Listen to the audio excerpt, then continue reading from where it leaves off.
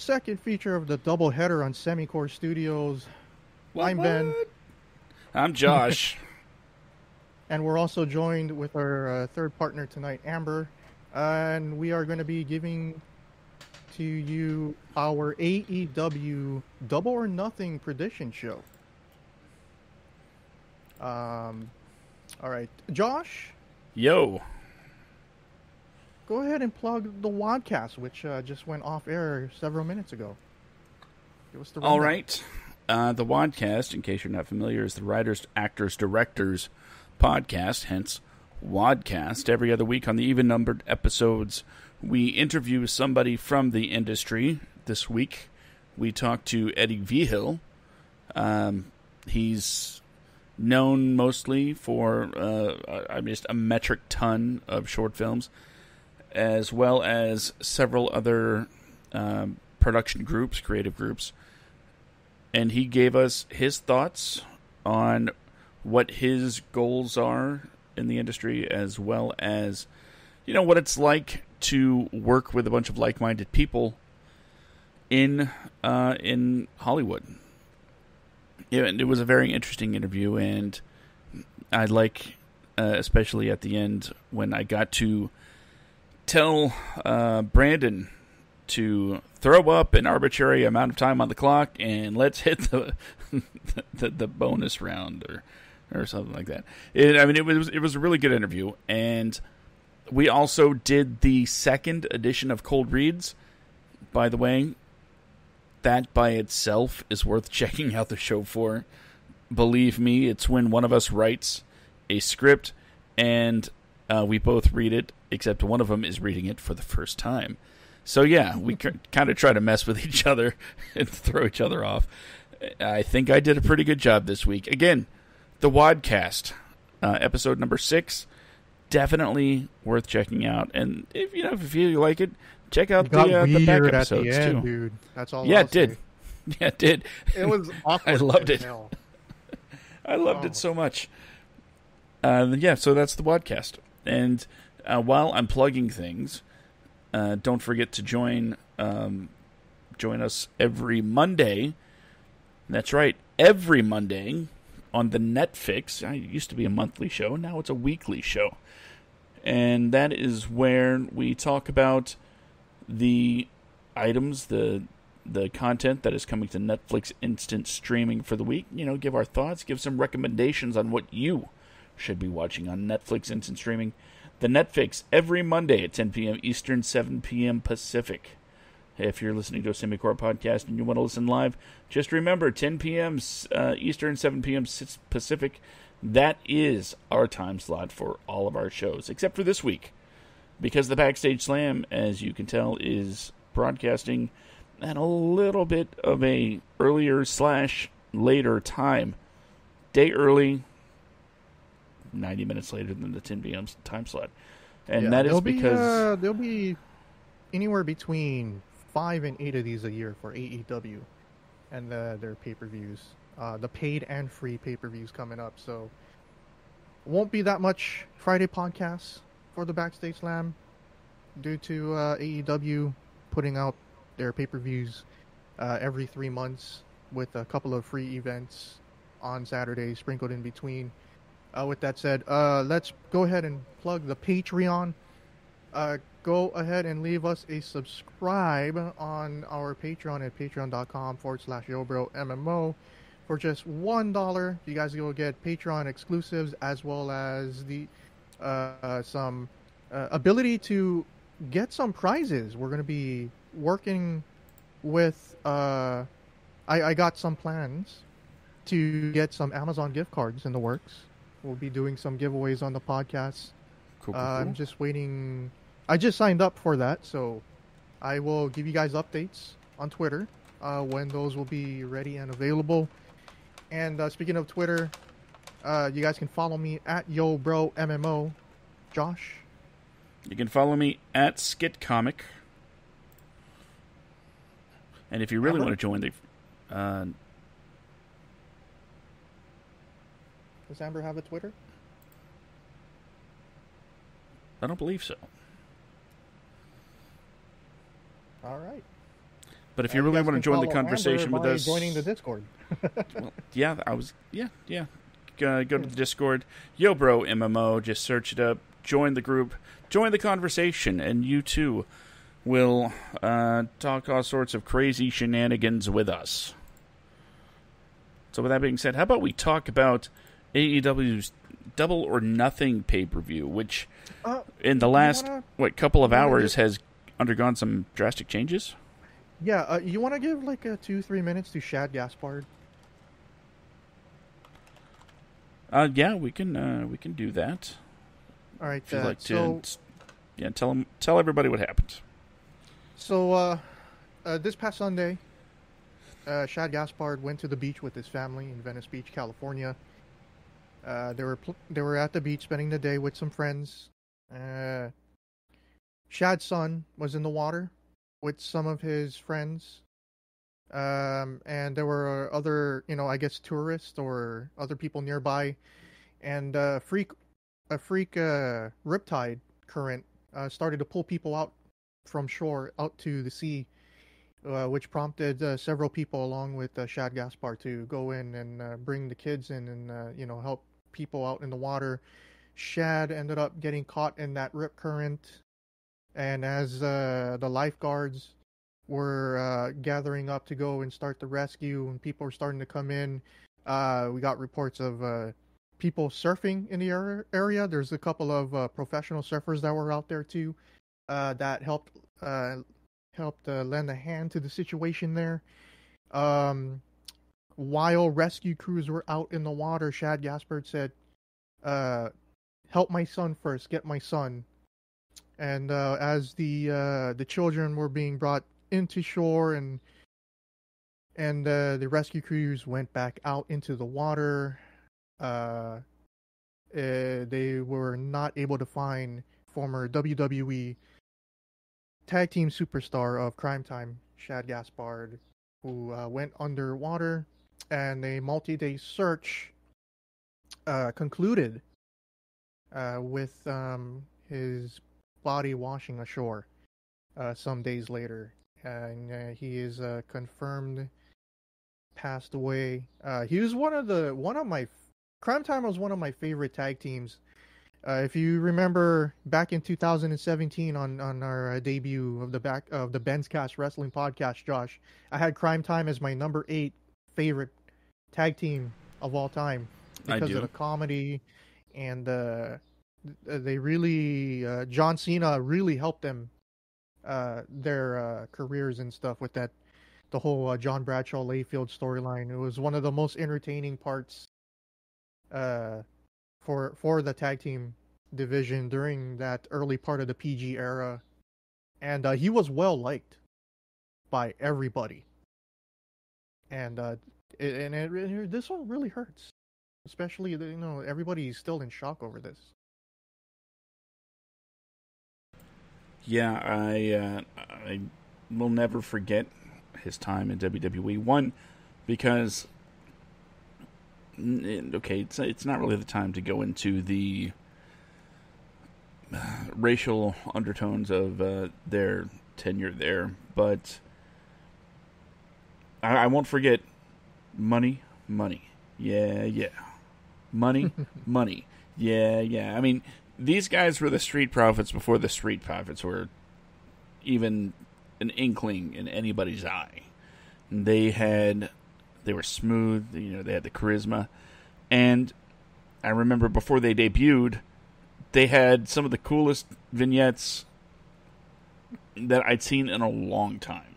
I mean, they were straight up 80s style, away from the arena, not really overproduced, just a couple of guys on the street doing their hustle. It was a great way to introduce the characters, and it was unfortunate, that they didn't last longer in the WWE. Again, don't need to have that discussion right now, but it was very sad to hear about Chad's passing, and strangely, on the same note, it was, I don't know what the feeling was hearing that his last action was to save his child. I mean, don't get me wrong. It's not like I'm thinking anything negative or stupid like that. It's hard to put into words how or what a parent will do to make sure their kid is safe. And in this particular instance, it cost him his life, and he probably knew it when he was doing it. So, and it wasn't his first act of heroism, too. He did stop a couple of armed robberies from happening as well. You remember that? Yeah, dude's like a straight up hero. Yeah.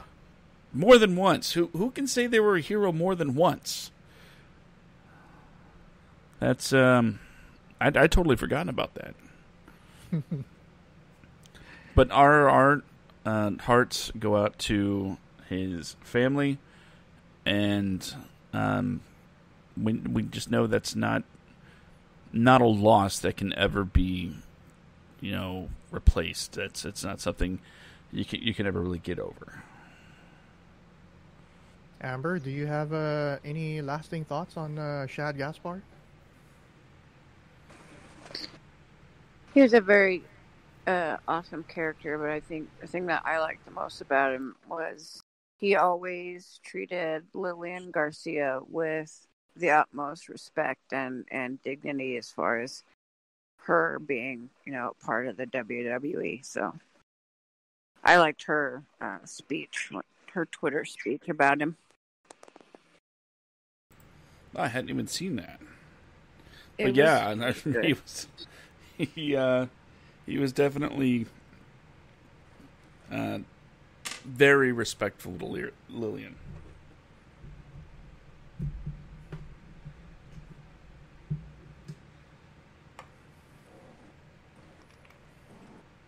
Yeah, he will be missed. All right. So, what do you guys want to do, Josh? You want to do the pay-per-view segment first, or the list? Let's see. You know what? Let's do our picks. Let's get that done. All right. So, we got. Hold on. I have a bit of news that just popped across my screen. It appears on this week's edition of SmackDown. Spoilers if you haven't listened to it. AJ Styles was traded to Raw. Yeah, again? It was announced that AJ Styles was traded to the brand from Raw. Styles ended up defeating... Yeah. I thought he got... Wait. I thought he got traded to SmackDown. Apparently he was just traded back to Raw tonight. See, that just goes to show you WWE doesn't know what they're doing. Because right when they went on the air, they said that AJ Styles is traded to SmackDown before his match against Nakamura. And now he's traded back to Raw. Maybe this is just really poor writing. You know what? Forget I said anything. Oh well, okay. Let me get some tape and fix this breaking news because it's not, I guess, breaking. Okay, here's our All Elite Wrestling's Double or Nothing pay-per-view coming live tomorrow. So we have some breaking news. Unfortunately, for one of the matches, Chris Statlander versus Britt Baker. Britt Baker is injured and cannot compete tomorrow. So Penelope Ford has stepped in to face Chris Statlander. Wait a second. You have news that actually broke? Mm-hmm. Son of a...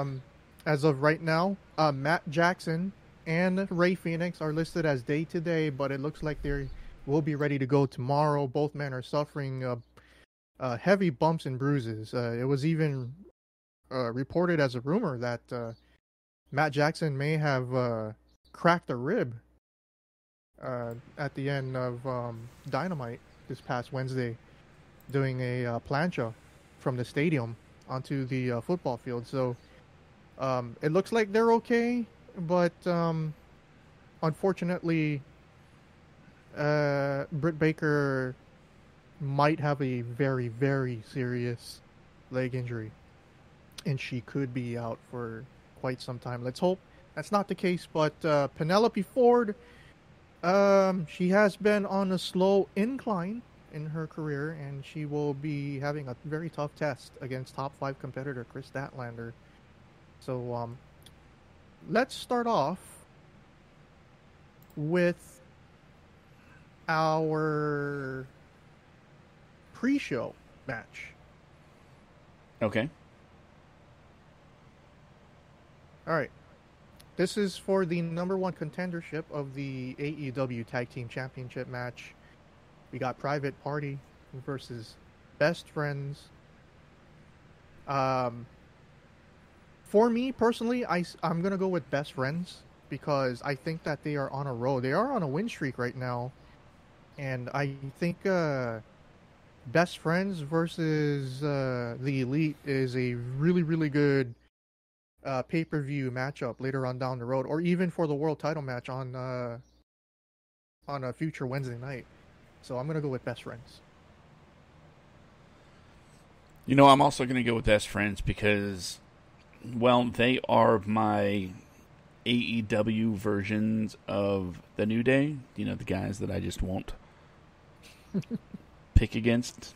Except that time I did pick against New Day, and they made me regret it.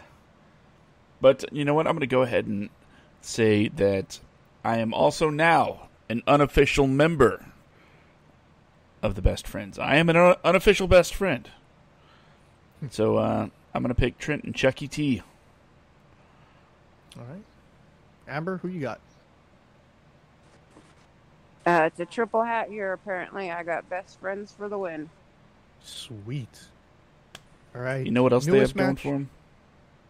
What's that? You know what else they have going for them? Some freshly squeezed orange juice. That's right. All right. Newest match added to the card. Dustin Rhodes versus Shawn Spears. I got Shawn Spears. Yeah, I got to go with Shawn Spears too.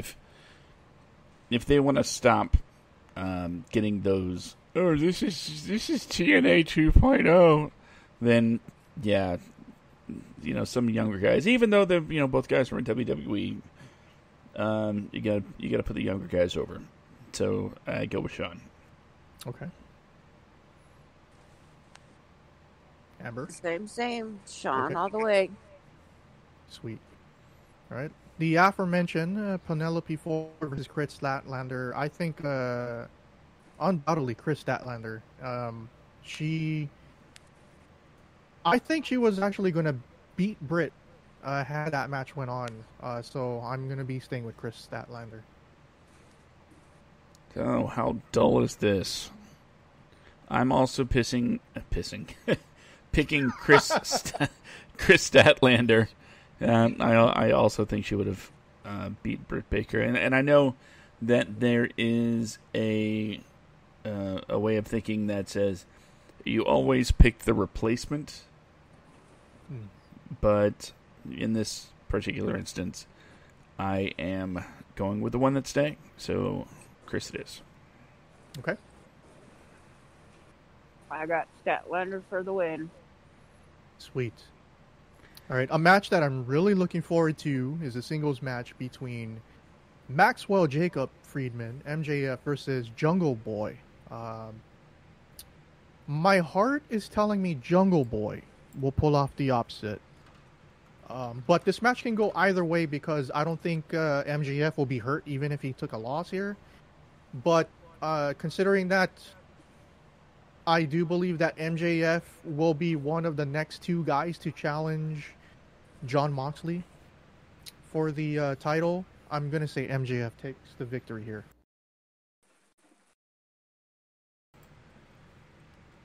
I don't think we even need to ask me anymore. Because I keep picking the same guys as you do. MJF, he's the baddest man on the planet right now. By bad, I mean, like, evil. So, MJF. MJF with a shot to the balls. Ooh. Okay. Let's see. Gonna hit him in the jungle balls, huh? Yeah. AEW Women's Championship match: Nyla Rose versus Hikaru Shida. Man, I really want Shida to win, but I think the division needs a stable champion, a champion. Nyla Rose has done a great job being featured on TV and on being AEW Dark. So I think it would be a good idea for her to keep the title for a while. So I'm gonna get against my lady, and I'm gonna go with Nyla Rose. Oh, come on! How am I supposed to pull ahead? I'm picking Nyla. Me too. Okay. You know what? Read the next match, and then I'll pick first. Okay. I'm gonna save the Casino Battle Royal, the Casino Ladder match for the second to the last match, because there is a good 2-minute talking point that I want to introduce to the two of you for that one. That's why I'm saving it. Okay. So, AEW TNT Championship match. Iron Mike Tyson will be presenting the brand new championship title to the winner of this match. Cody versus Lance Archer. Josh? Okay, I am so glad you asked. Well, my first thought, hey, Cody isn't taking the top title, so you know what?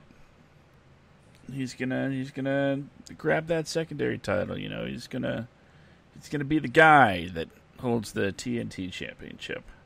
Mm-hmm. But then I thought, no, Lance Archer is freaking beast right now with Jake Roberts. They are such a good combination that I'm not sure anybody can stop them in the near future. And from a analytical standpoint, my mind says Moxley's, a babyface champion. So we kind of have to go with the heel secondary, don't we? So they can have somewhere on the card where there's a baby chasing a title. So for that reason, I'm picking Lance Archer. Amber? Archer. All right. I guess we're going to keep continuing the trend of the trifecta. Lance Archer for the win. Like I said, Cody. Remember what I said, Josh, when Cody lost the ability to go for the AEW championship.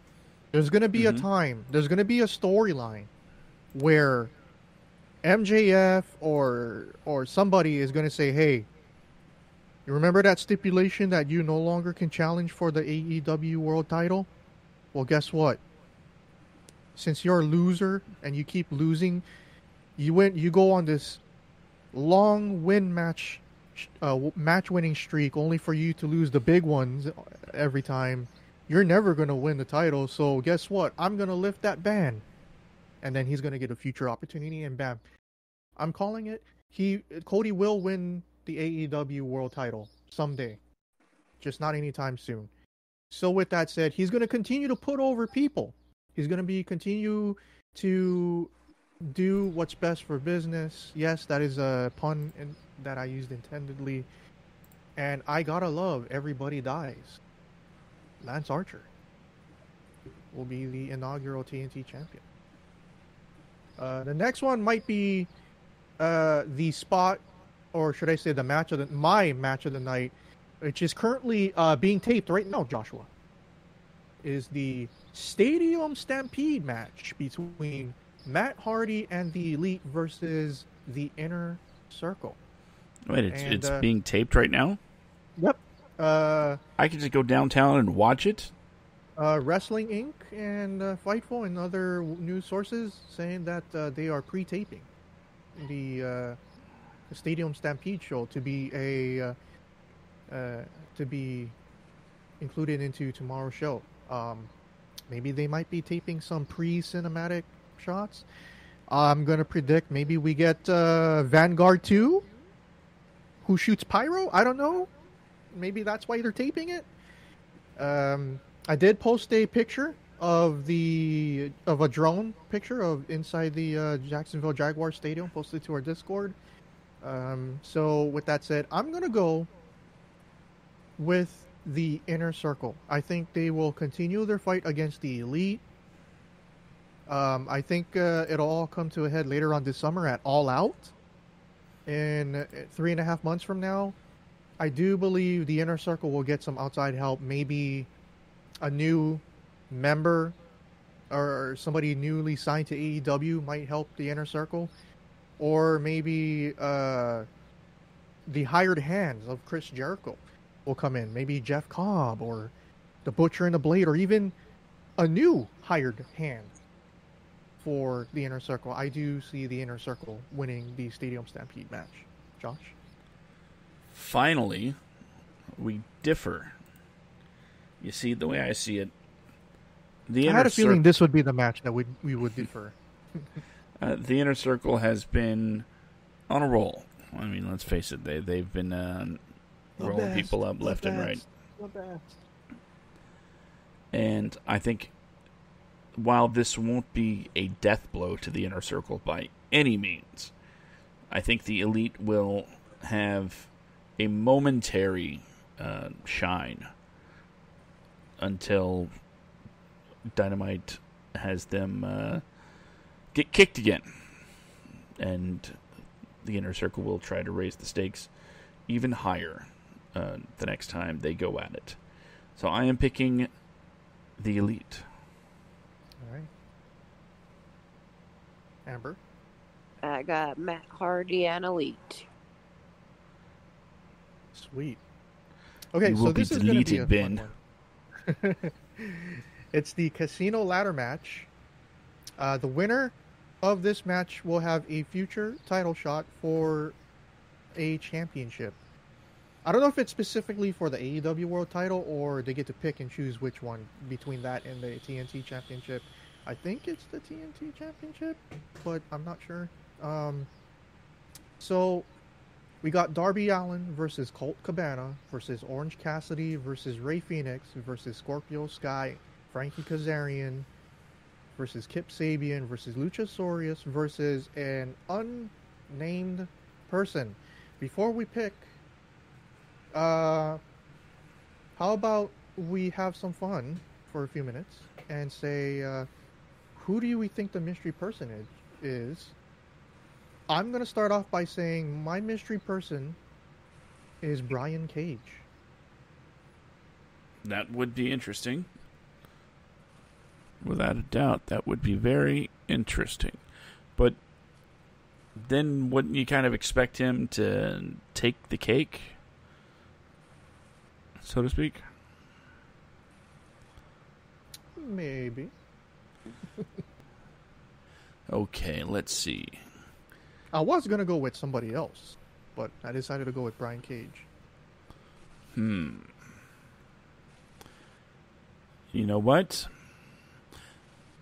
I will say, with no evidence to back this up, but when does that stop people on the internet? I'm going to say Buddy Murphy. Okay. Amber? Zack Ryder. Okay. Wow. Okay. I expected one of you guys, or perhaps even Anna, to say Drew Gulak, who's heavily being pursued by AEW. That's interesting. Those are all good picks, I think. Currently in the free agency market. All right, let's go to who you think is going to win. I'm going to go with my boy Luchasaurus. I want to see Luchasaurus versus Lance Archer for the TNT Championship. Well, the information I have in front of me, it is a ladder match for a future AEW World Championship match. Okay. Well, I'm still going to go with Luchasaurus. I'm so high on him right now. So basically, you want to see Moxley's face when he's told he has to fight Luchasaurus. That's what you're telling me. Mm. Okay. I'm gonna go with this. Okay, you know who originally was gonna go, and then I only changed my mind on Thursday. This whole week I was going with Darby Allin. That's not a bad choice. And then for some reason yesterday morning I woke up as like, I'm gonna go with Luchasaurus. I almost picked Darby Allin myself, but then some things happened, right? Yeah. I looked in my closet and I saw that I owned a Joey Janela shirt, and I realized that's irrelevant to my picks. And then I thought, I also have this Scorpio Sky shirt, and I was like, nope, that's not going to work for me either. And then who is staring at me from yet another T-shirt? By the way, Pro Wrestling Crate really did me wonders over the last couple years. I have a lot of shirts. Frankie Kazarian reached out, and he grabbed me by the shirt and said, "You got to pick me." And I said, "No, man, not if you're going to be like that." Luchasaurus, I like Luchasaurus, but, no. So that left Kip Sabian, and I'm like, Kip? Really? You have a champion named Kip? I doubt it. So, Darby Allin was my pick. Was my pick up until a few hours ago. Because then I got splashed in the eye with some freshly squeezed Orange Cassidy, and that's a fun one. I thought to myself, can Orange Cassidy really win this match? And the logical side of my brain said, no, he can't. And then my heart said, but you're going to pick him anyway, aren't you? And then the logical side of my brain said, he's probably going to do that. So then I showed up tonight saying, I'm picking Orange Cassidy. Sweet. It's a fun pick. Mm-hmm. Can't wait to that World Championship match. I got Darby Allin for the win. Oh, see, I knew somebody was going to pick it. That's good. It's a good pick. I feel good about her pick, man. Okay. Wait. You don't feel good about my pick? I feel better about her pick considering that he was my pick for most of the week. You but don't Orange think Cassidy is a good pick, too. You don't think the sloth will be able to climb the There's too much ladder? hope in the orange. Okay. Maybe, but Orange Cassidy, every once in a while, he will. You're probably right. It takes effort to climb a ladder. That's probably not happening. All right. Main event. My lock of the night. AEW World Championship match. Jon Moxley defending against Brody Lee. Nobody's going to beat Mox for a while. So I got Moxley.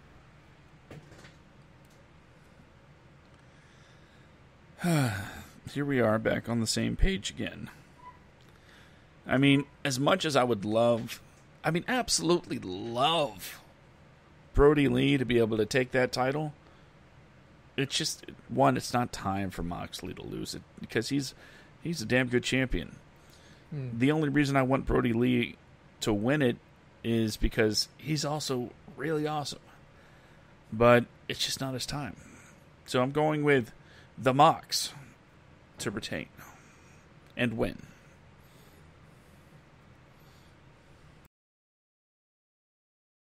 Moxley for the win. Sweet. Yeah, I think if he had made his debut later in the fall or even early in the winter, I think it would have been a pretty much shock win. He comes in and he wins his title. All right, Josh, next segment?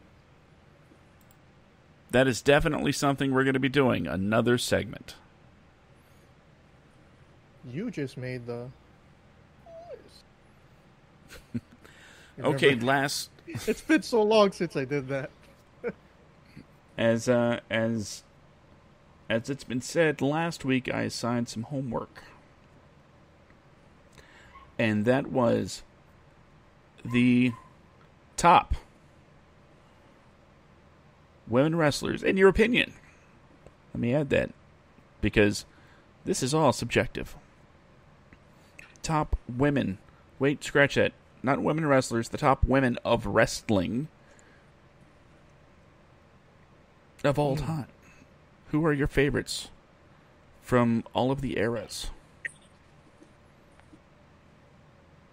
I assumed Amber would go with a more heartfelt approach. People that she enjoyed and still enjoy watching because,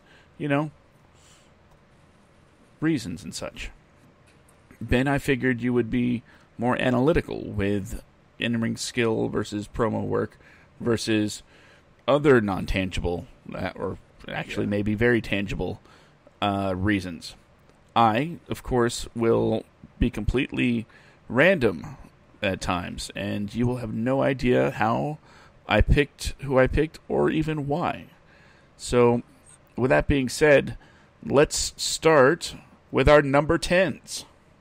All right. Full disclosure here. It was hard to do this list because I went back. That's what she said. I went back and my list was 80% on match with what we did in 2018. So I was like, oh. So I had to pretty much throw out my entire list and do another one with basically the next tier because I didn't want to do the same one over and over. It would have been fine, man. We have new listeners. There are new women involved. Yeah. So, with that said, number 10, I got Taya Valkyrie. Go on. I didn't write much justification on much of these lists. She is currently married to John Morrison. Won the Impact Knockouts Championship multiple times. She's come into her own pretty much within. She's had a pretty long career, but I would say she had a career renaissance for like the last 4 or 5 years, where she's been predominantly being put in the main event. And I'd say, out of all of Tessa Blanchard's rivals, her and Taya was my favorite program out of all of them in recent bookings. Okay, that is a solid pick for your list. Amber, what is your number 10? Stephanie McMahon. You're going to have some people kind of shouting out right now, Stephanie McMahon, that so-and-so. Why is Stephanie on your list? Well, she has done it all. Held championships. She has in-ring ability. She was in part the creator of the women's evolution. Although I'm disappointed that there has not been an all-women's pay-per-view since. But Stephanie McMahon has held her own from, fake perm, young 16-year-old screaming at her daddy in his office to well-oiled businesswoman and the product of wrestling. I've seen some of her photo shoots, and you are right. She does seem well-oiled. Mm-hmm. That, with that reasoning, does seem to be a good number 10 pick. And I think a lot of people don't give her credit, or at least as much as she might deserve for her in-ring abilities. Because, let's face it, she never, ever had to step foot into a ring. And yet she did. So always give credit to people that work when they don't have to. Speaking of which, well, that might be a little insensitive. No. My number 10 is someone that I will say never seriously stepped into the ring, but during her brief time with the WWE, definitely made an impact and made especially SmackDown more enjoyable for me. And that is none other than... Excuse me! Vicky Guerrero. I know what you're thinking. But Josh, she doesn't have in-ring talent, and she was very annoying. Well, yeah, that was kind of the gimmick. The widow of Eddie Guerrero got a job with WWE and excelled as a heel. Someone with that was not, in the business with Eddie. She was just his wife. Next thing you know, she is general manager of SmackDown and making out with Edge. She definitely had a really weird, but I'll say pretty successful career. And that's why she made my number 10.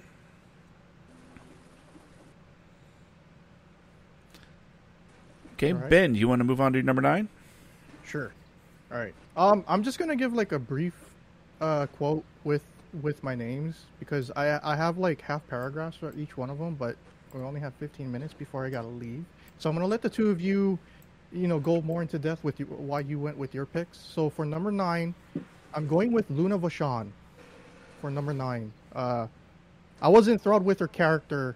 She reminded me of my butch aunt, who always got into bar fights and she was a really rowdy person. And I can never forget Luna Vachon. She was one of my favorites early on growing up, along with the next person at number 8, who I'm going to save till a little bit. All right, Amber, number 9. Caitlyn. Really? Yes. Any reason why in particular?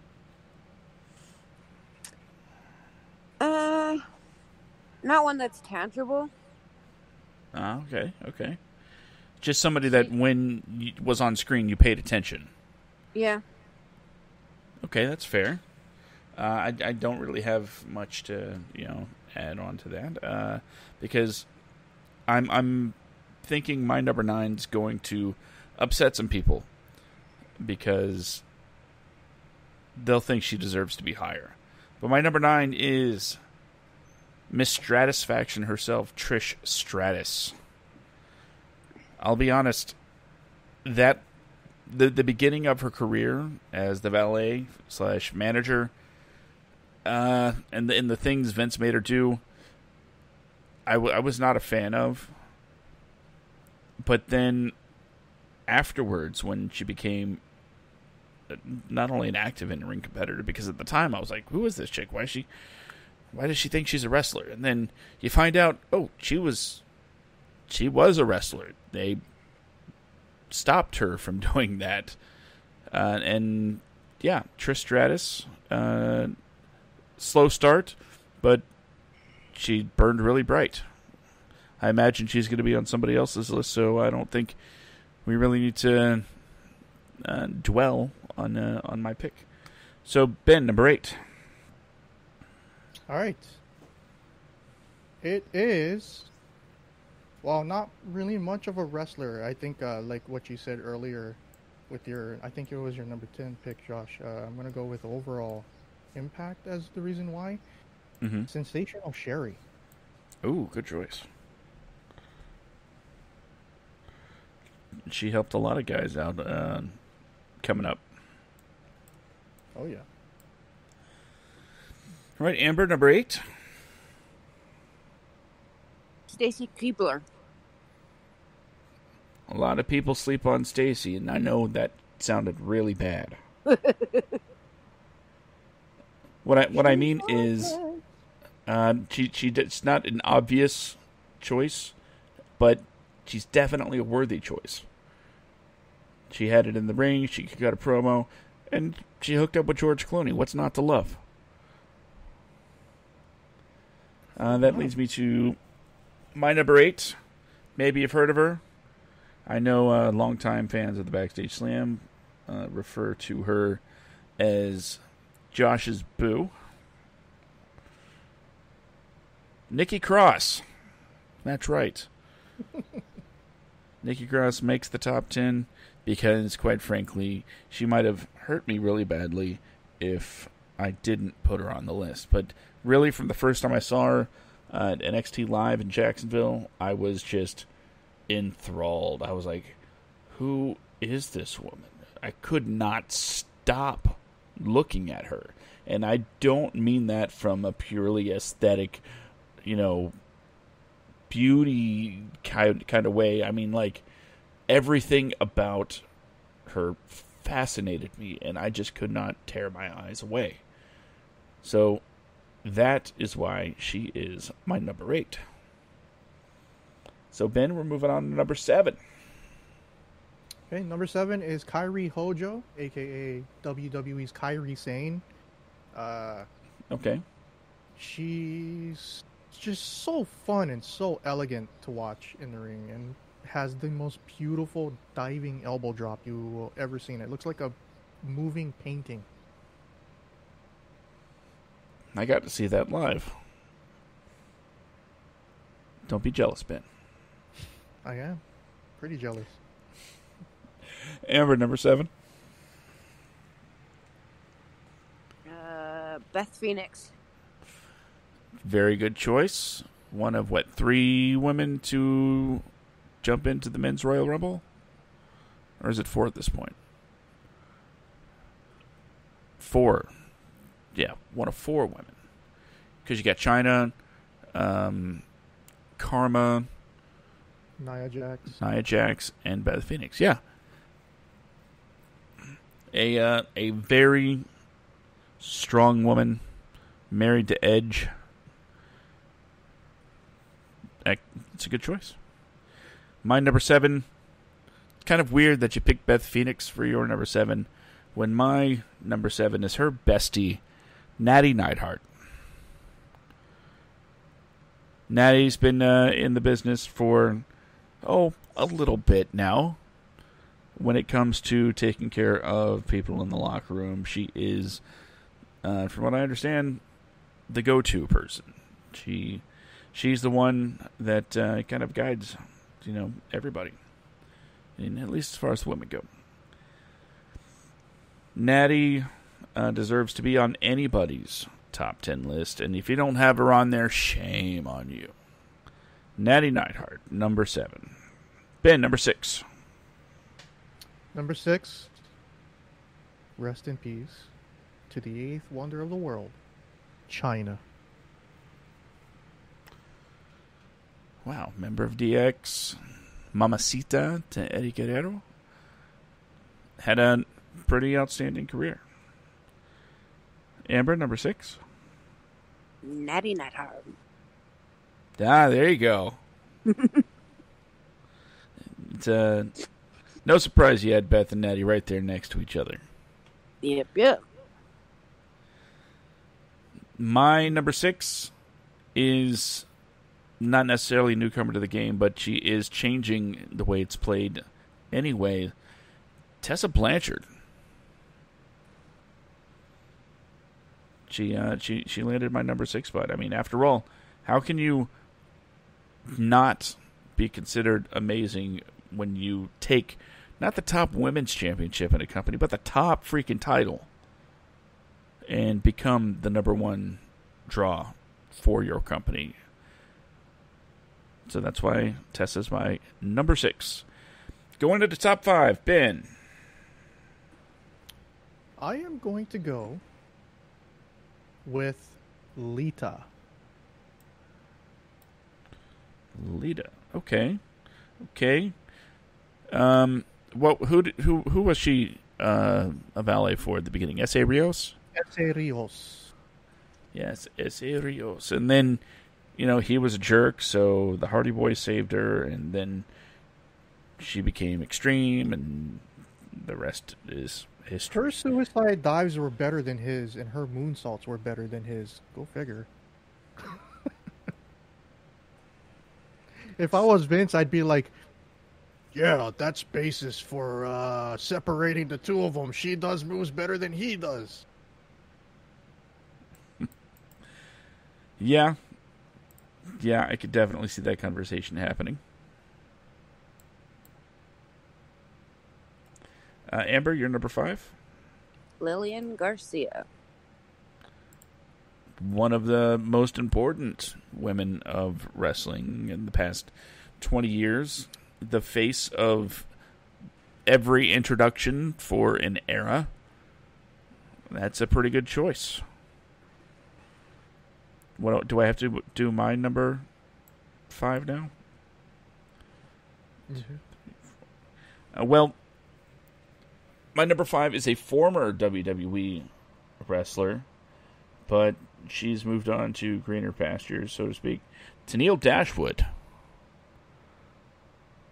Anybody that can walk down a ramp doing those stupid dance moves and still look good doing it is A-okay in my book. Not to mention when she got into the ring, and as Bruce Pritchard would say, and then the bell rings, right? Paraphrasing, of course. She could actually go. And she's still going. And still going. Tenille Dashwood's my number 5. Ben, number 4. She is my all-time favorite from the Attitude and Ruthless Regression eras in WWF history, Trish Stratus. Yeah, and you're probably one of those people that were like, Josh, she should be higher up on your list. Nope. Well, she's not. Get over it, Ben. Amber, number 4. Lita. Excellent choice. Much better than Ben's choice of Lita. It's subjective, Josh. Nope. Amber picked her better. It's subjective. Yes.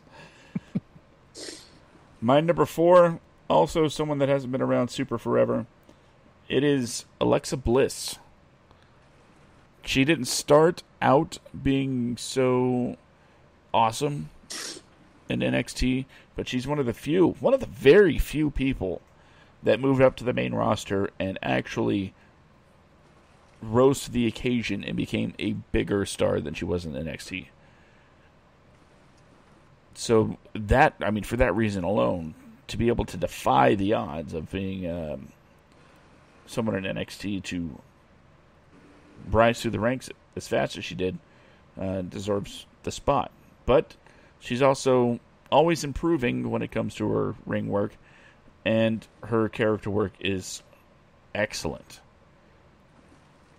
Ben, number 3. The most dominant women's wrestler currently in the business today, Tessa Blanchard. Oh, she moved up really fast for you.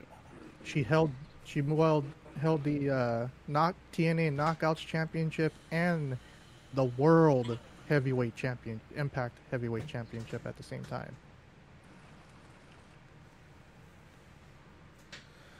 She is someone to be reckoned with, and hopefully one day she'll be on a show people watch. My pick is based on her what she did in the ring, and none of the controversy of her private life. Solely based on the career that she's done. She's in my top 3. That's fair. Amber, number 3.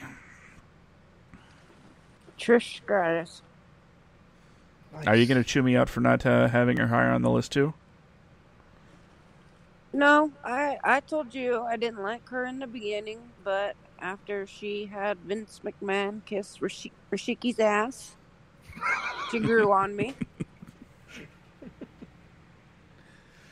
Okay. And now she's just downright, like, she looks better than she did back then. Like, she just has I'll maintained. agree to that.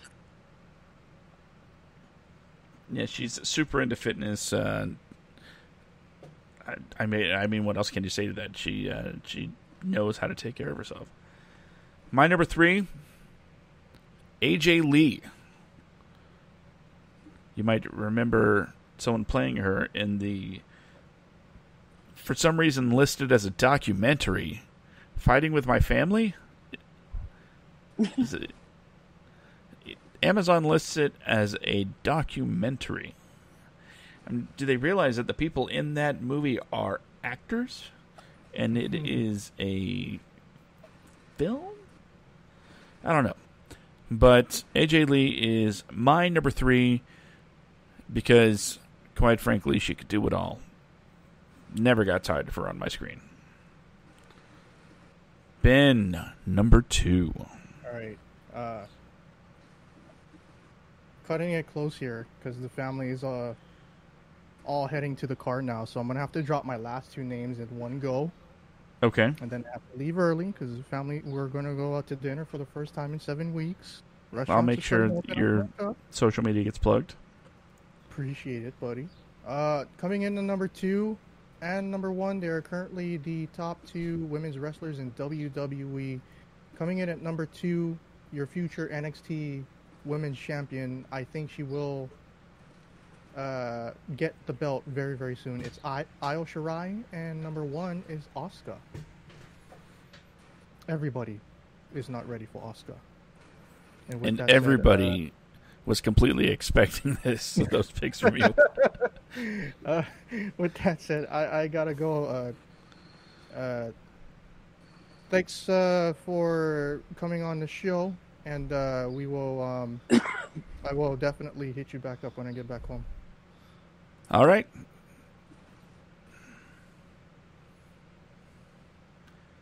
Amber, you ready to throw down that number 2? Yeah. Yep. This was hard to put at number 2, but I did. Mickie James. Oh, somewhere Mickie is shedding a single tear. I know. But it was not without reservation. I can only imagine who your number 1 is. There was one person above Mickie James that was undeniable. Then I guess we'll get to my number 2. It's Bayley. Oh, I love me some Bayley. From the hugger to the whatever this is she's doing now. Always enjoyable, always fun to watch. And in fact, since I'm not working on any kind of time restraints, I'm going to tell this little story. One of the first wrestlers my youngest daughter fell in love with was Bayley. She saw her come down to the ring with the wacky, wavy, inflatable, wavy arm men, or whatever they're called, and smiled. She saw Bayley with that side pony, and then she's like, she wanted a side pony too. The little armbands had those. No, my youngest loved Bayley, just absolutely loved her. So when I was subscribed to the WWE Loot Crate, it came with a Bayley bear. For those of you that may not remember, WWE released a little bear that Bayley would, carry around, and you could buy one.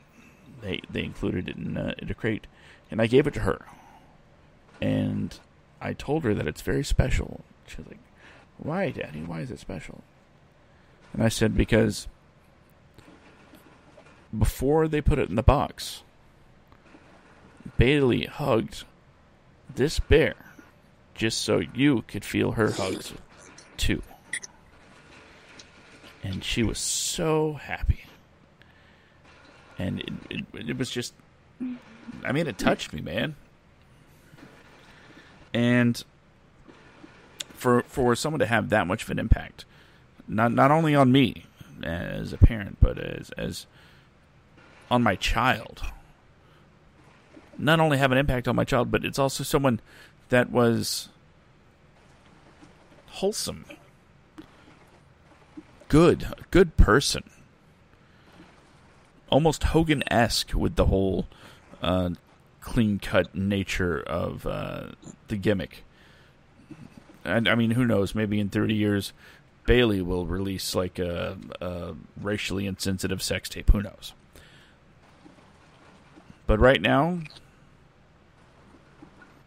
I will always have the memory of sharing that fandom of Bayley with my youngest, and she is my number 2. Amber, it's time for your number 1 pick. The incomparable, the immortal, the first Lady of Wrestling, Miss Elizabeth. Oh, that is... You hit that one out of the park. Does it get any bigger? Does it get any more important than Miss Elizabeth? Oh, yeah. He was looking at her with lust in his eyes. I mean... She would get in there and drop some bombs when she needed to, but she looked classy and sassy as she did it. A masterful pick. Masterful. Unfortunately, I did not go in such a revered direction. I went in a direction that made me go, I mean, what can I say? I'm a guy. So my number 1 pick is Mickie James. Oh. And Amber is shedding a tear. You ask, why would I pick Mickie James? It's my favorite of all time. Well, let me get the aesthetics out of the way first. And confess, Mickie James, with all of the women that have come before her in wrestling, she was my absolute first crush on... Me too! On a wrestler. Me too! That just shows you have impeccable taste. But yeah, she That's was... what I said. It was hard.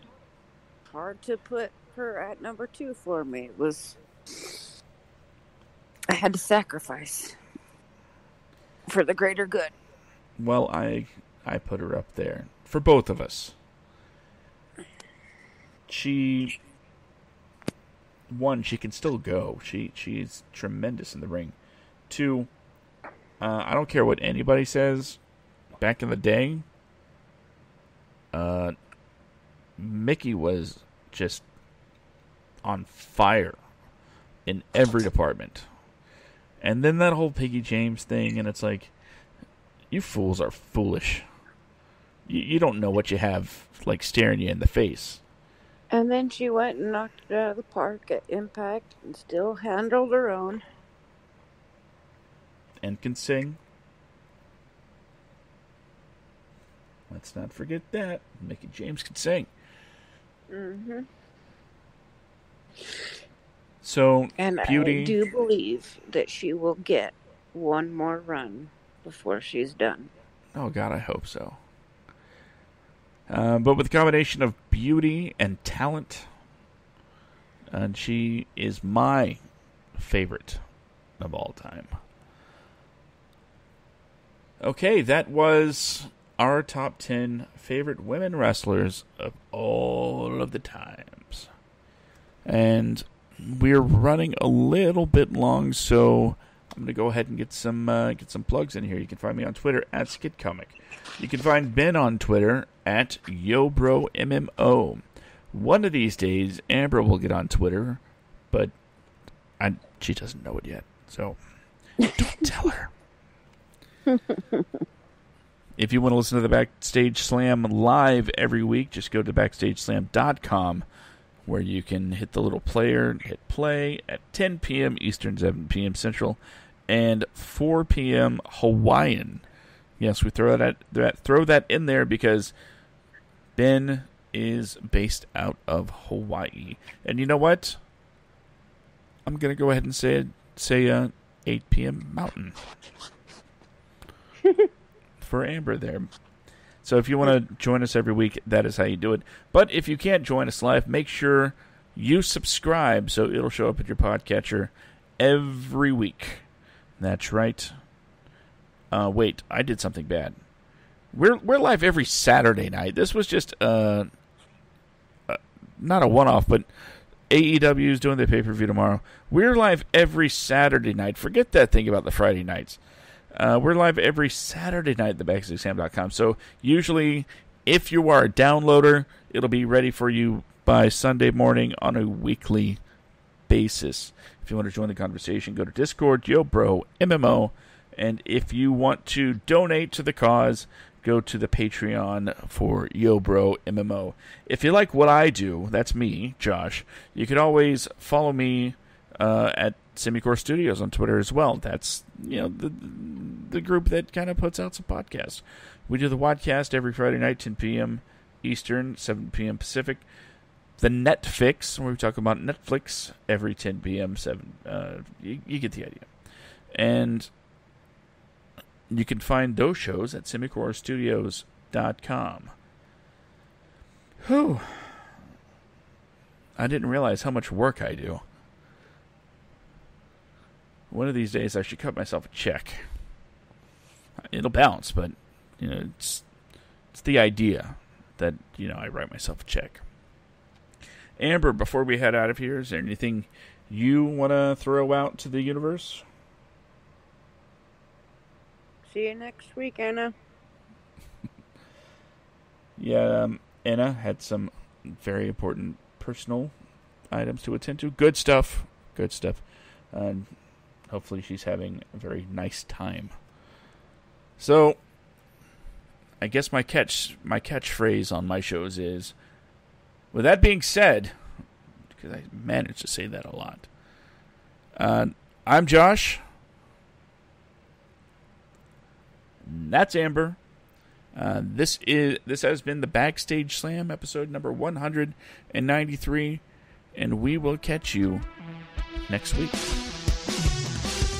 Too sweet.